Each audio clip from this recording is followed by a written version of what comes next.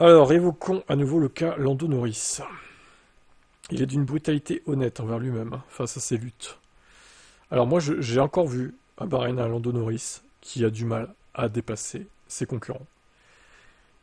Il avait une voiture supérieure à la Mercedes qui avait des pneus soft très usés, et lui avait des médiums.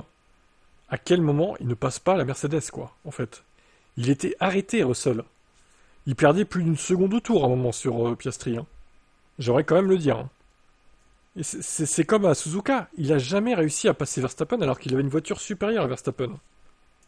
Je souhaite savoir, je voudrais connaître la réponse. Je n'ai pas de réponse, honnêtement, même pour moi, que je la partagerai avec vous. Je ne sais pas, je sais juste que quand vous êtes un athlète, vous êtes un pilote, peu importe ce que c'est, vous savez simplement quand les choses s'enclenchent, quand vous vous sentez confiant, quand vous vous sentez à l'aise. Je suis convaincu d'avoir tout ce dont j'ai besoin et d'avoir ce qu'il faut. J'ai aucun doute là-dessus, je suis assez bon et toutes ces choses. Mais quelque chose ne clique pas tout simplement avec moi et la voiture. Alors les pronoris diront peut-être que la voiture est faite autour de Piastri, ce qui me semble impossible. Pour moi, il n'y a pas de favoritisme chez McLaren. Les deux sont traités à égalité, même en termes d'évolution, hein. Les deux pilotes sont écoutés contrairement à chez Red Bull. Je ne suis pas capable de faire aucun des tours comme je le faisais la saison dernière. Là, je connaissais tous les virages, tout ce qui allait se passer avec la voiture, hein, comment ça allait se passer, je me sentais au-dessus de la voiture. Cette année, je n'aurais pas pu me sentir plus opposé jusqu'à présent. Même en Australie, que j'ai gagné la course ou non, je me suis jamais senti à l'aise, jamais en confiance. La voiture était tout simplement géniale. Et ça m'aide à résoudre beaucoup de problèmes pour l'instant. Je suis loin de la capacité de ce que j'ai. C'est difficile à faire. Difficile à dire. J'ai passé beaucoup de temps, même l'année dernière. Je suis parti tard hier soir pour examiner tout comprendre. Ce avec quoi je lutte. Ce qui ne va pas, essayer de comprendre ce qui a changé depuis l'année dernière.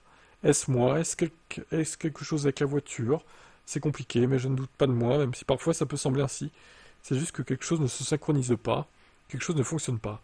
Donc je me sens pas aussi à l'aise qu'à l'année dernière dans la voiture. Je suis confiant d'avoir ce qu'il faut, mais juste pas confiant dans la voiture. Pour savoir où est la limite, quoi faire dans les virages rapides, n'importe quel virage. Je ne serai jamais aussi rapide que nécessaire, surtout quand vous avez des gars qui sont les meilleurs du monde. Il a conclu, dès que vous ne vous synchronisez pas, vous allez avoir des problèmes. D'accord, bon. Il a encore fait une erreur, il a bloqué la roue face à Russell, c'est vrai pendant la course aussi, hein. Je m'en souviens, au premier virage, là, encore une fois une erreur, quoi. Pendant ce temps-là, Piastri déroulait sa course, contrôlait de main de maître la course. Donc après, bon, il a peut-être réglé ses problèmes, hein, Norris, faut pas non plus l'écarter de la lutte au titre pour l'instant, hein, c'est encore tôt dans la saison. On fera le point à la mi-saison, si c'est toujours pareil et qu'il accumule du retard face à Piastri, bon, ça va se compliquer, quoi.